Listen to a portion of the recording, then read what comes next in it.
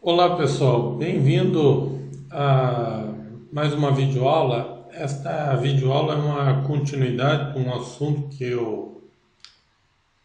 eu comecei na aula anterior, que era superfícies quádricas, né? Na primeira parte, lembrando, eu só fiz apenas uma classificação das superfícies quádricas e também descrevi as suas respectivas equações, né? E descrevi os elementos principais destas superfícies, né?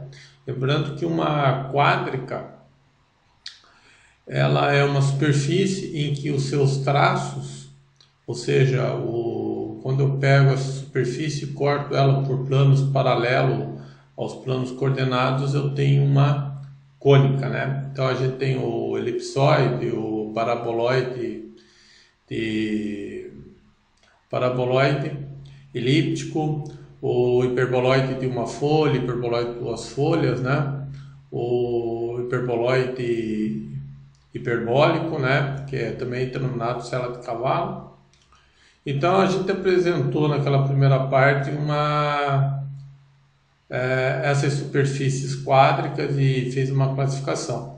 Porém, todas essas superfícies elas estavam centradas na origem do sistema. Então era bem fácil identificar as superfícies a partir das suas equações. Agora nessa segunda parte, essas superfícies elas não estão centradas na origem do sistema. Então o objetivo agora é partir da equação geral e chegar nas equações reduzidas, né? Estabelecer quais os sistemas que a gente tem que utilizar para que as novas equações dessas superfícies estejam na forma reduzida. Para fazer isto, nós utilizaremos a forma quádrica, o matriz simétrica e fazer a sua diagonalização, né? Com o uso de autovalores, autovetores, e para isto a gente vai usar autovalores, autovetores para fazer essa diagonalização, essa decomposição aí, né? Que isto aí que eu estou falando vai ficar mais claro à medida que a aula ou a apresentação vai ser desenvolvida aqui. Então, naquela primeira parte só foi uma apresentação e aqui é uma aplicação de formas quadráticas junto com autovalores e autovetores. Tá? Então, é uma aplicação de forma quadrática junto de autovalores e autovetores. Tá? Então, lembrando que uma equação está na forma quadrática, por exemplo, uma forma quadrática no R3, é quando você tem termos quadráticos e termos lineares, né? Como foi apresentado lá na primeira parte. Ok? Então vamos lá, então, para ficar mais claro aquilo que eu estou falando e descrevendo, vamos pegar nada melhor do que um exemplo, tá? Então eu vou estar aqui, eu tenho uma equação, tá? Ela é uma forma quadrática, se vocês observarem, por que é uma forma quadrática no R3? É no R3 porque você tem três variáveis, né? X, Y, Z. Então lembrando lá que no R3 o nosso sistema tem três eixos, né? O eixo X, o eixo Y e o eixo Z. E todos esses termos aqui, X, Y, Z, eles estão ao quadrado. Além disso, vocês têm os termos mistos, né? X, Y, Y, Z e os termos lineares. Então, esse tipo de equação é um tipo classificado, esse tipo de equação é classificado de forma quadrática. Então, toda equação dessa forma, a gente pode descrever ela da forma matricial. Então, eu posso descrever esta equação aqui usando esta notação matricial, tá? Esta matriz X aqui é uma matriz coluna. E essa matriz A aqui é uma matriz simétrica, tá? Então eu tenho essa equação aqui, que representa uma quádrica, é uma equação na forma quadrática que representa uma quádrica. Bem, por aqui eu não consigo identificar qual quádrica que se trata, tá? Porque ela não é uma quádrica centrada, porque eu sei que ela não é centrada, porque ela tem esses termos mistos e esses termos lineares, tá? Então, para que a superfície esteja centrada na origem do sistema, só pode aparecer os termos quadráticos, né? Então, aqui como aparecem os termos mistos e os termos lineares nessa primeira equação, então eu consigo identificar que ela é uma quádrica, mas não centrada na origem do sistema. Bem, esse tipo de equação eu posso descrever dessa forma aqui, utilizando a notação matricial. Quando a matriz A é uma matriz simétrica, que eu já vou descrever ela, e o X aqui está representando uma matriz coluna, onde cada linha dessa matriz coluna são as variáveis x, y e z, né? Tá a equação quádrica dada aqui. Bem, aqui ficou a matriz. Se vocês repararem aqui, ó, esses elementos que estão na diagonal principal é o coeficiente do x ao quadrado, y ao quadrado e de z ao quadrado, tá? Esses outros elementos, eles foram pedidos da seguinte maneira. Bem, se você pegar aqui o coeficiente do termo literal xy, o que eu fiz? Eu dividi cada termo aqui, cada coeficiente dos termos mistos por 2. E eu coloquei ele na respectiva posição aqui. Então, você pense que aqui, que a primeira linha refere-se à variável x, a segunda linha à variável y, a terceira linha aqui em relação à variável z. Primeira coluna em relação a x, y e z. E aqui a gente faz cruzamento. Então, x e y, y e x. Então, como lá o coeficiente do termo xy era menos 2, dividido por 2 dá menos 1. Então aqui eu posicionei menos 1. O coeficiente do termo yz era 2. Então aqui ficou 1. A matriz que você vai obter aqui é uma matriz simétrica. E essa matriz aqui é a matriz das variáveis. Então se você for, voltando lá no slide anterior, fazendo todas essas operações, utilizando essas matrizes aí, que eu descrevi, a matriz A e a matriz X, e desenvolvendo as operações matriciais, você voltará a obter esta equação. Então, o primeiro passo para se chegar na forma reduzida é colocar esta equação uma notação matricial, ou seja, na forma quadrática. Bem, a ideia aqui é fazer o seguinte, que os eixos principais, a direção dos eixos principais do novo sistema tem a direção dos autovalores da matriz A. Porque nós sabemos que os vetores eles descrevem um sentido e uma direção. Então a ideia é obter um novo sistema cuja a direção dos eixos desse novo sistema coincida com a direção dos autovetores dessa matriz A. Então, para determinar essas direções, ou seja, para determinar os autovetores dessa matriz A, que vai ser o nosso primeiro passo para chegar, para obter um sistema que me simplifique a equação, então o primeiro passo aqui será eliminar o termo misto. Eu quero determinar um sistema cujas direções sejam as direções dos autovetores da matriz A, para que eu possa eliminar o termo misto. Então, o nosso primeiro passo é eliminar o termo misto. Então, aqui eu vou calcular os autovalores para daí obter os autovetores. Bem, aqui os autovalores da matriz A correspondem à raiz do polinômio característico. Para obter o polinômio característico, a gente faz essa operação aqui. Então, a gente pega a matriz A menos lambda vezes A. Essa aqui é a matriz de identidade de ordem 3. Então, resolvendo esta equação polinomial, a gente vai chegar nos seguintes autovalores. Eu não vou entrar em detalhes aqui, porque eu já fiz esta mesma operação em algumas aulas anteriores, tá? Quando eu trabalhei com a equação quadrática no R2. Então, eu já fiz isso. Então, isso aqui também é simples.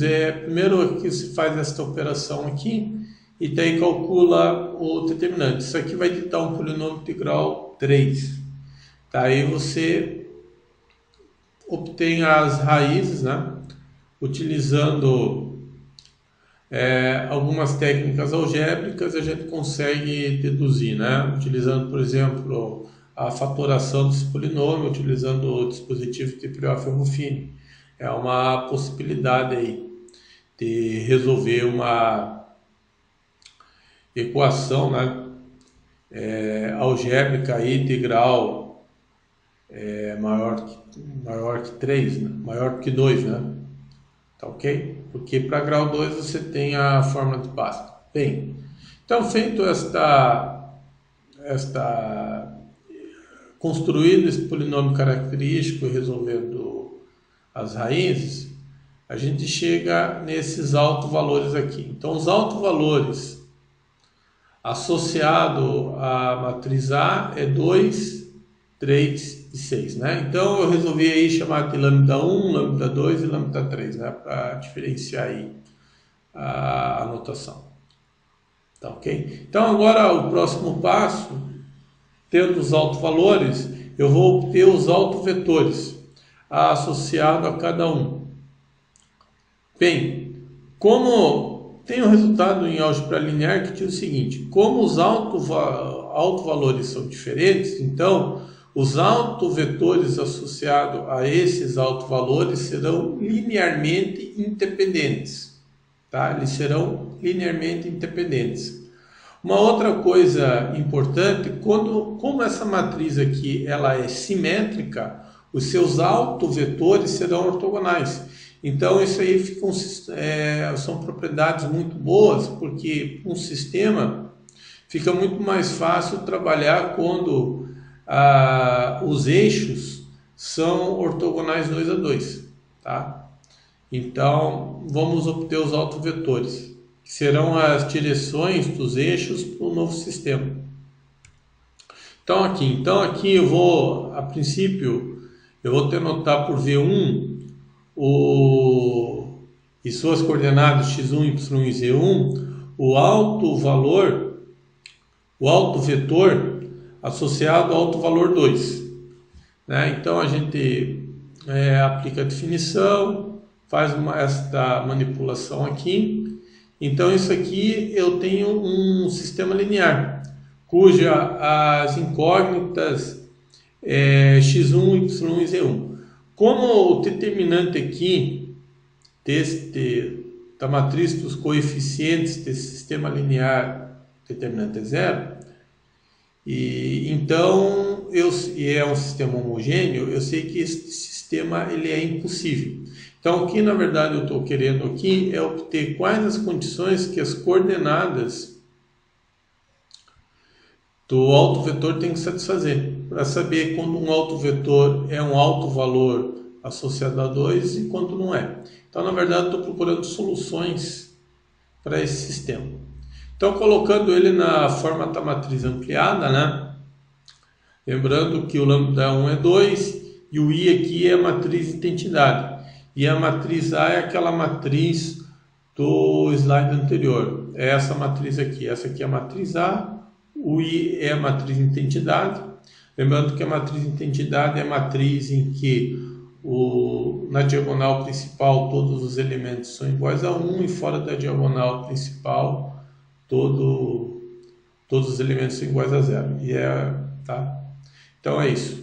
Então, montando aqui, substituindo, fazendo as operações aqui, eu tenho esse sistema aqui, já na matriz ampliada. Bem, um método que a gente viu foi para resolver um sistema, é o método escalonamento, né?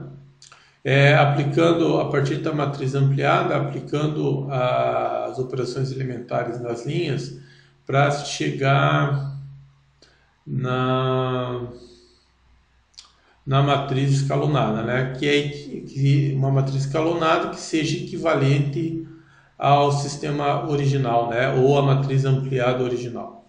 Então aqui, primeiramente para fazer escalonamento, eu vou anular esses dois elementos aqui dessa matriz. Então aqui eu somo elemento a elemento, isso aí não muda a solução do sistema, o sistema novo continua com a mesma solução. Então aqui vai dar 0, aqui vai dar 2, aqui vai dar 0, aqui vai dar 0. Aqui multiplicando essa primeira linha por menos 1 e somando elemento a elemento com a terceira linha, o resultado da terceira linha são todos os elementos iguais a 0. Bem, esse sistema aqui já está escalonado. Se você observar, o número de coeficientes iguais a 0 aumenta de linha para linha. Tá? Então, na primeira linha, contando os coeficientes iguais a 0, está esquerda para direita. Então, aqui não tenho nenhum, aqui eu tenho um elemento igual a 0 à esquerda. Então, aqui já tenho mais elementos, mais coeficientes iguais a 0. Então, esse sistema está na forma escalonada. Então, resolvendo esse sistema, aqui, eu chego nesta solução, que como é um sistema possível indeterminado, esse sistema tem infinitas soluções, tá? Tem infinitas soluções, tá? Então aqui, como é um sistema homogêneo na forma escalonada, em que o número de incógnitas é maior do que o número de equações, é um sistema homogêneo, isso aqui vai ser sempre um sistema possível e indeterminado. Então, o número de soluções possíveis é dado por essas relações aqui.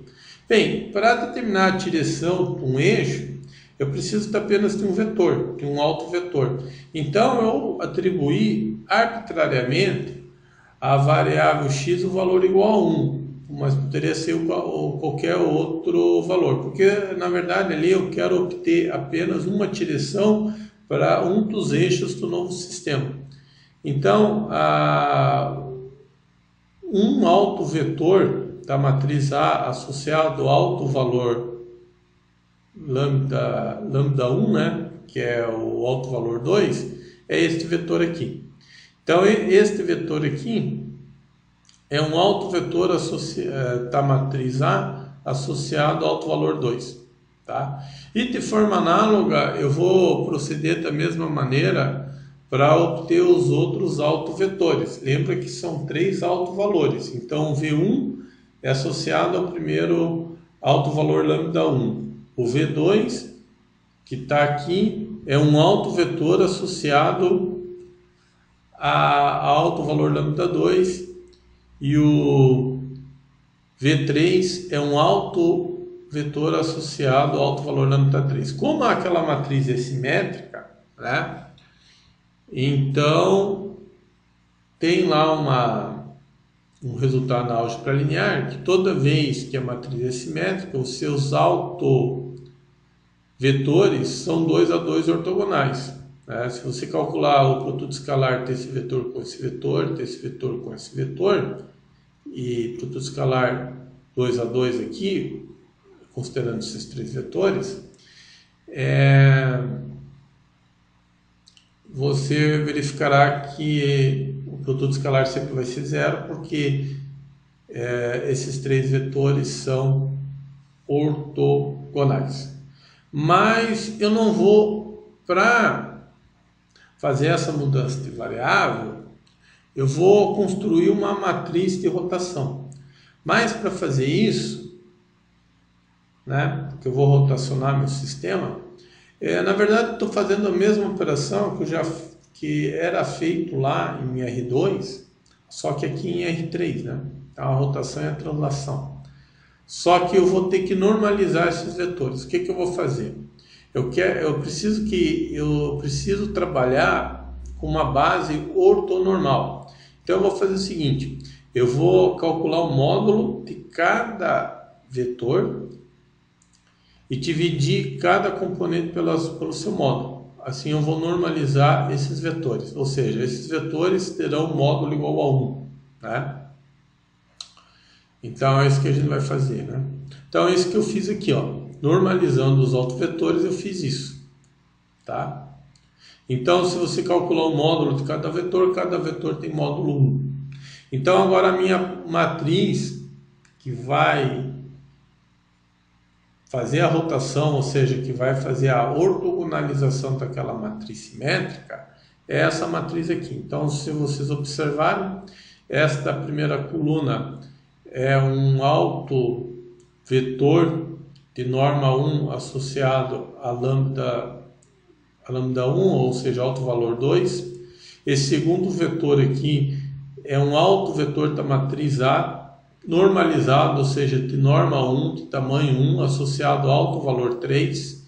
E, de forma análoga, este último vetor aqui é um alto valor da matriz A, é um autovetor da matriz A associado a alto valor 6, só que normalizado. Tá? Bem, essa matriz aqui, ela é uma matriz que vai ortogonalmente a matriz A. Ou seja, quando eu pego a transposta dessa matriz, multiplico pela matriz A e multiplico pela matriz M, eu tenho como resultado uma matriz diagonal.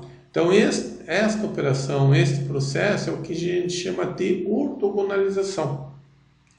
E por que é chamado de ortogonalmente? Porque eu estou trabalhando com a transposta desta matriz, né?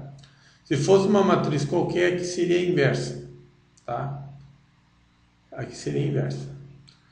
Então, eu já estou utilizando alguns resultados de autovalores, autovetores. Então, eu preciso fazer isso para fazer a ortogonalização da matriz A. Geometricamente, eu estou fazendo uma rotação, tá? Se você calcular, por que eu sei que essa é uma matriz de rotação? Porque o determinante dessa matriz aqui é igual a 1, tá? Então, isso aqui é uma matriz de rotação. Bem, então feito... Então, lembrando que a gente está com esta equação aqui, né? A gente começou com escrito matricialmente, né? Então, o que eu vou fazer?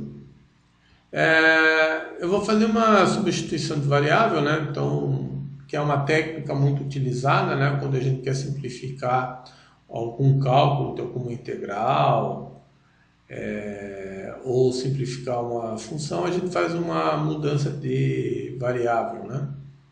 Então, é isso que eu vou fazer. Na verdade, aqui é uma mudança de sistema, né? Na verdade, eu vou fazer 3 mudanças, né? Vou fazer uma mudança de 3 variáveis, né? Na verdade, vou fazer uma mudança de sistema. Então, a relação desses dois sistemas agora é dado pela matriz M, que é essa matriz de rotação. Então, aqui eu vou fazer o seguinte, fazendo essa substituição aqui, ó, e aplicando a propriedade da transposta, esta equação pode ser descrita dessa forma aqui, tá ok? Pode ser descrita dessa forma, tá? Então, ó, essa matriz aqui, essa operação que está tendo parênteses, me dá a matriz diagonal, tá? Vai me dar a matriz diagonal. Então, primeiro vamos trabalhar com esta parte aqui, tá? Depois a gente vai trabalhar com esta parte aqui. Bem, esta mudança de variável, ou essa mudança de sistema, vai me permitir eliminar o termo misto, que vai me ajudar muito na simplificação da minha equação. Então, ó, aquela matriz D, é essa matriz diagonal aqui. Os elementos ou os valores na diagonal principal dessa matriz diagonal são os autovalores da matriz A. 2, 3 e 6. É 2, 3 e 6, porque lembrando que lá na minha matriz M, o primeiro a primeira coluna era um autovetor associado a 2. Lá na minha matriz M, a segunda coluna eram as coordenadas de um autovetor associado ao autovalor 3. E por fim, a terceira coluna da matriz M era um autovetor associado ao autovalor 6. Tá? Então, aqui agora fazendo as operações, nesse novo sistema que eu estou chamando de x', y' e z', para me diferenciar do sistema original, que eu chamei de x, y, z, eu tenho uma nova equação. Tá? Então, aqui nesta nova equação, se você verificar, não tem termo misto. Por quê? Porque as direções dos eixos desse novo sistema estão na direção dos autovetores da matriz A. Tá? Daquela matriz simétrica, então os eixos estão na direção dos autovetores da matriz A. Da matriz simétrica A. Então aqui não tem mais termo misto. Então a primeira fase foi concluída aqui, foi terminada. Tá? Bem, tem essa conta aqui, ó, dessa matriz linha, que é menos 4, 6, menos 2, com a matriz M, né? Ó, tem essa conta aqui, né? Então, para fazer essa conta, você pode utilizar, eu sei que é meio chato, às vezes, ficar fazendo conta na mão, você pode usar o GeoGebra. Então, foi isso que eu fiz. Então, só passar lá para o GeoGebra, para mostrar como eu fiz esta multiplicação. Então, aqui é o GeoGebra, eu já deixei meio pronto aqui. Essa aqui é a janela CAS do GeoGebra. Tá? Então, essa primeira linha é o comando que eu utilizei para montar essa matriz. Tá? A entrada aqui é por linha. Tá? E a raiz aqui, o comando é seqr. Então, na primeira linha, eu fiz assim, m2 ponto igual, abri uma chaves e aqui eu fiz a matriz M. Essa outra matriz aqui, que aparece, essa matriz aqui, essa matriz linha, eu chamei de A, ok? Essa matriz linha aqui eu chamei de A, que é justamente essa matriz aqui. Tá, eu fiz a multiplicação A por M, eu tenho essa outra matriz aqui. Né? A matriz linha vai ser a multiplicação da matriz A com a matriz M, vai me resultar essa matriz aí. Tá? Menos 2, 0, menos 3. E o terceiro elemento ali é menos 3 vezes raiz quadrada de 6. Tá? Eu não vou entrar em detalhes aqui, na janela CAS, porque tem vídeos aí no YouTube apresentando como fazer os comandos, a funcionalidade, etc. Se você não conhece o GeoGebra é um aplicativo gratuito que faz várias operações em geometria e álgebra. Então é muito útil, por exemplo, se quer fazer uma multiplicação de matrizes, não quer ficar perdendo tempo fazendo manualmente, você pode fazer aqui. Ok? Então, depois feitas as operações,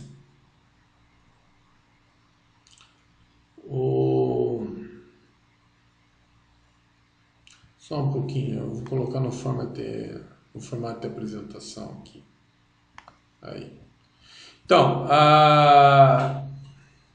depois feito todas essas operações aqui, fazendo todas essas multiplicações aqui com essas matrizes, lembrando que a matriz x', a primeira é uma matriz coluna, em que a primeira linha é x', a segunda a segunda linha é y', e a terceira linha é z', tá ok?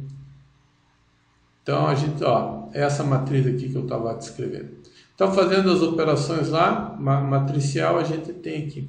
Agora a ideia aqui, depois feita a rotação lá no R3, é fazer uma translação para eliminar os termos lineares.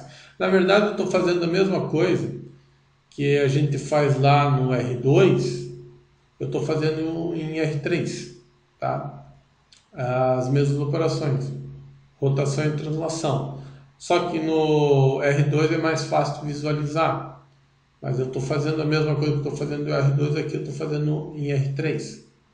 Então agora a ideia é fazer uma translação para eliminar os termos lineares, né? A translação, lembrando que na translação eu só mudo a origem do sistema.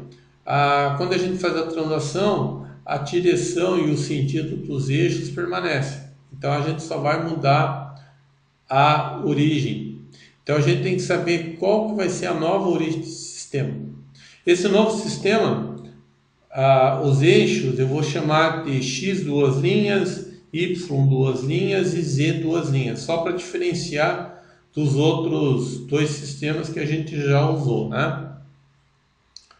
Então aqui eu vou fazer o seguinte, aqui eu vou completar o quadrado, né? Então, ou seja, eu vou reescrever aquela equação agrupando os termos que têm a mesma parte literal, ou seja, que tem as mesmas letras.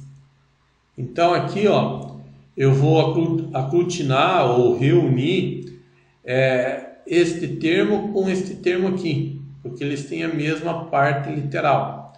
Aqui é a mesma coisa, eu vou agrupar, aqui eu vou deixar sozinho porque não tem nenhum termo, mas eu vou agrupar este termo z' com este outro termo z', porque eles têm a mesma parte literal. É isso que eu fiz, eu só reescrevi a equação, nada mais. É a mesma equação. Só que aqui eu coloquei o 2 em evidência para deixar aqui, tendo parênteses, o x' ao quadrado. Eu estou fazendo isso só para eu conseguir determinar quais as equações ou qual a translação que eu vou ter que fazer para eliminar o termo misto, tá? Então isso aqui, se vocês lembrarem de produto notável, está quase um quadrado perfeito. Lembram lá do produto notável? Produto notável são expressões algébricas onde você tem dois termos quadráticos e um termo misto. Então aqui eu tenho um termo quadrático e aqui eu tenho um termo linear. Aqui eu tenho um termo quadrático e um termo linear. Então, eu tenho que completar esse produto notável que a gente chama de completar o quadrado. Foi isso que eu fiz, tá? Então, completando o quadrado, os cochetes para eu ter um produto notável. Então, aqui, ó, o que foi feito? É claro que aqui, dentro desse parênteses, para completar o quadrado, eu vou ter que fazer a soma de alguns termos aqui. Tá? Então eu acrescentei alguns termos aqui, tá? Isso aqui eu vou deixar como exercício para vocês. Então esta equação, vocês completarem o quadrado para chegar nessa equação aqui, tá? Isso é bom porque vocês já vão treinando a parte algébrica, né? De simplificação das expressões, né? Que às vezes é muito útil na hora que eu tenho que resolver alguma integral, né? Então, ou simplificar alguma equação, né? Então, vou deixar essa parte como exercício, né? Porque um professor, ele também tem que forçar o aluno a trabalhar um pouco, né? Então, fica como tarefa para vocês fazer essa parte aí. Então, tá aí. Temos aqui agora... dentro dos cochetes vai me dar qual a translação que eu tenho que fazer. Então a translação vai ser essa aqui, ó. Eu estou chamando esse novo sistema de x duas linhas, y duas linhas e z duas linhas. As equações das translações são essas aqui. São as mesmas expressões que está dentro do cochetes. né? Então, na verdade, eu estou fazendo uma translação aonde só estou mudando a posição da origem no lugar, para que a origem, para que a cônica fique bem centrada neste novo sistema, tá? Então, são essas as equações da translação que eu vou utilizar. Então, fazendo as substituições adequadas aqui, eu vou conseguir obter a seguinte equação. Então, depois da rotação em 3D e da translação em 3D, eu chego nesta equação aqui. Tá aí fazendo aqui uma simplificação. Na verdade, aqui eu simplesmente multipliquei ambos os lados por 2. Então, aqui facilmente a gente vê que esta equação aqui trata-se de um elipsoide, tá? Um elipsoide mais alongado na direção do eixo X. É um elipsoide. Então, o uso de autovalores e autovetores é justamente para que você possa aqui, uma aplicação aqui na geometria analítica, poder fazer a rotação, né? A rotação. Então, essa aqui é uma aplicação, né? Só lembrando que o elipsoide, ele tem o seguinte formato. Deixa eu ver se eu... Não coloquei aqui. Esqueci de colocar o... Mas eu vou fazer o seguinte. Eu vou fazer o seguinte, pessoal. Só vou colocar aqui. Eu vou apresentar para vocês o... Pegar lá também a apresentação da parte 1. Que tem superfícies quádricas. Esse aqui. Só lembrando como que é o formato de um elipsoide. Então a equação que a gente chegou, a equação daquela quádrica que foi dada no início, é um elipsoide, tá? É um elipsoide. Então, para eu conseguir identificar, eu tenho que fazer rotação e translação, para colocar justamente a equação na forma reduzida, e olhando para a equação reduzida eu consigo identificar bem qual superfície que está sendo descrita. Se é um elipsoide, se é um paraboloide elíptico, se é um hiperboloide de uma folha.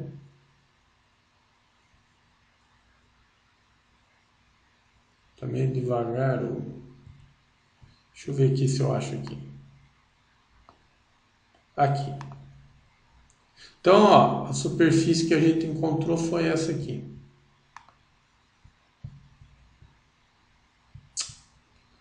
Oh, meu Deus do céu.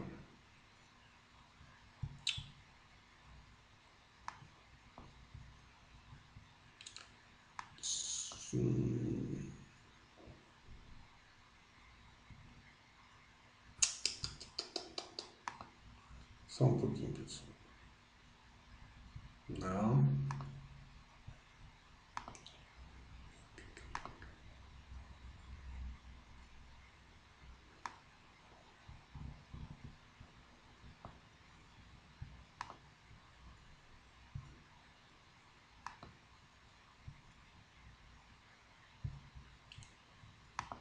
Aí, agora eu consegui aqui.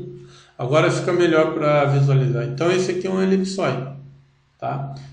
Então a superfície descrita por aquela equação é esta superfície aí, tá?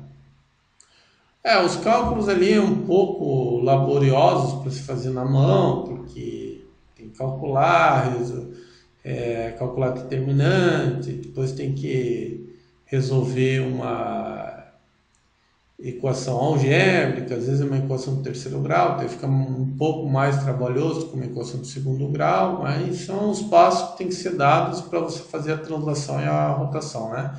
Tem que calcular os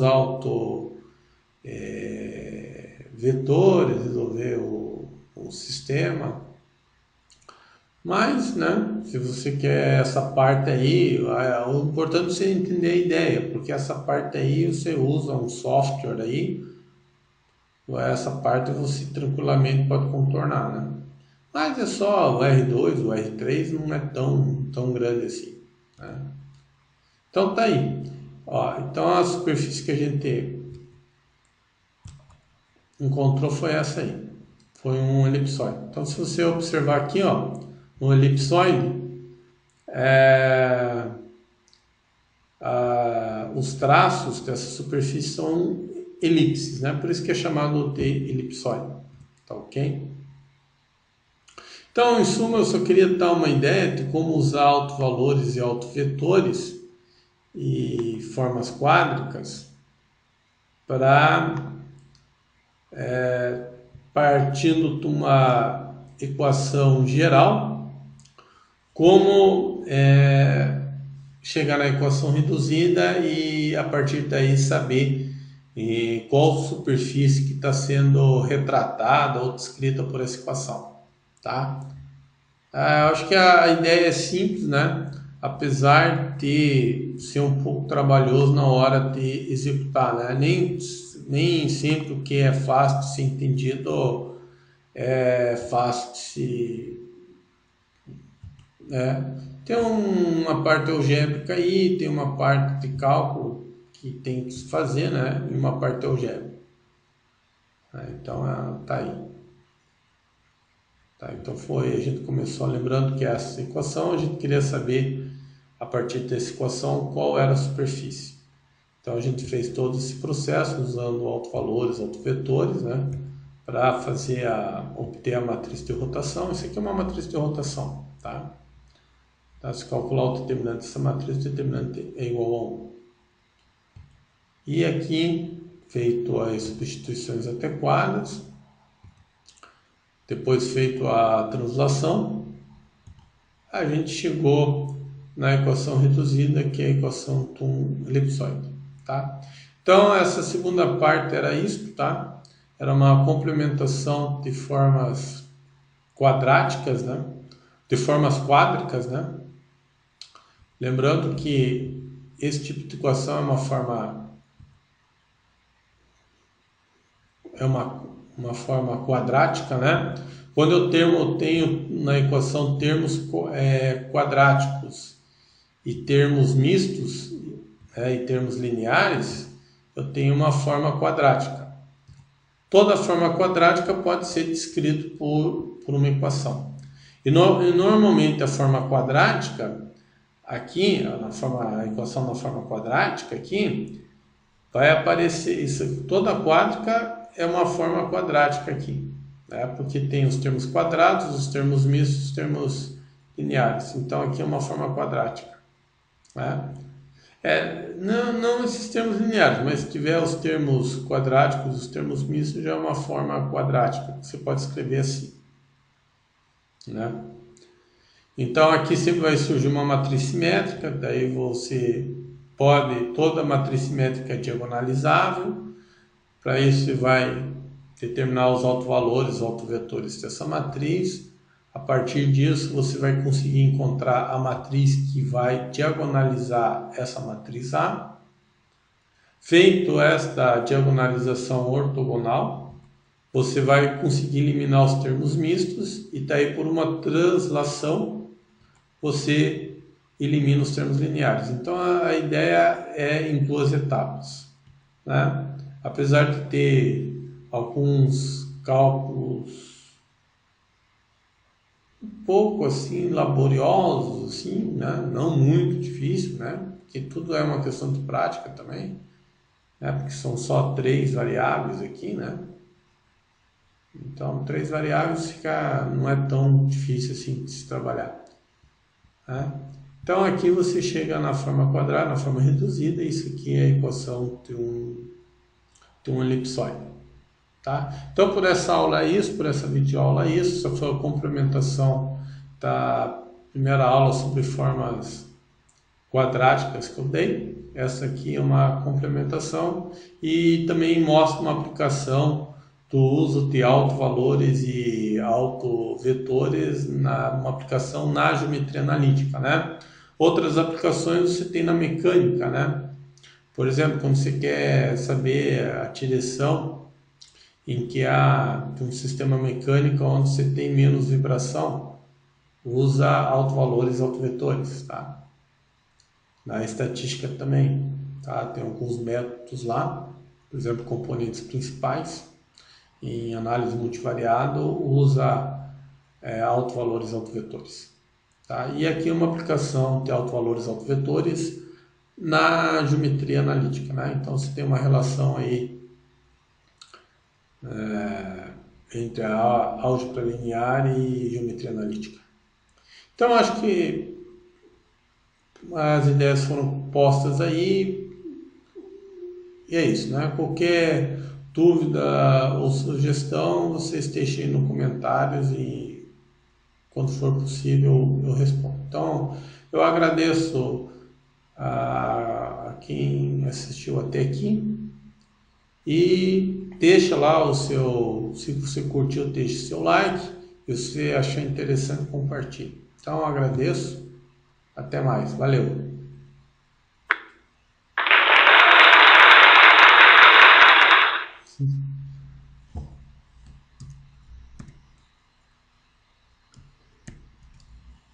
Poxa vida.